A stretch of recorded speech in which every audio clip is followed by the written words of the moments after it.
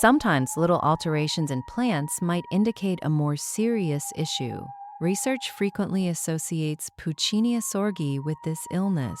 Plants with this problem may exhibit symptoms like spotting on both sides of the leaves that progressively grows into tiny, slightly elevated, brownish-brown patches. On the top and bottom surfaces of the leaves, these spots mostly lengthen before developing into powdery yellowish-brown nodules that create dispersed patches.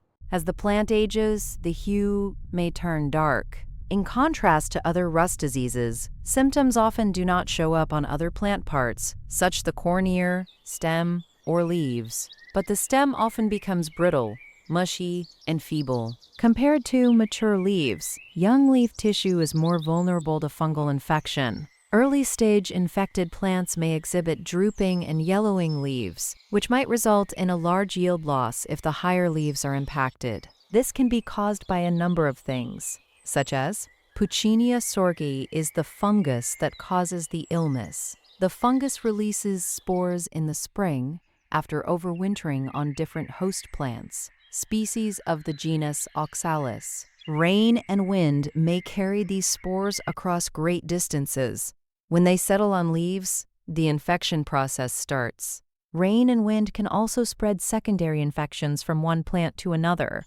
High relative humidity, around 100%, dew, rain, and chilly temperatures between 15 and 20 degrees Celsius, which may vary by area, all hasten the onset of disease. On the other hand, fungal growth and disease incidence are slowed or prevented by hot, dry weather. This is an issue for fields that grow sweet corn and seeds. There is no impact on crops used for processed foods, industrial goods, or animal feed. Low crop yields and lodging result in lower yields. You might start by attempting natural remedies such as there are currently no substitute therapies for Puccinia sorghi. If you are aware of any strategies that might assist fight this illness, please get in touch with us. We hope to hear from you soon. In more severe cases, therapies might include: always think about combining biological therapy with prophylactic measures. When applied to vulnerable types, fungicides may be beneficial.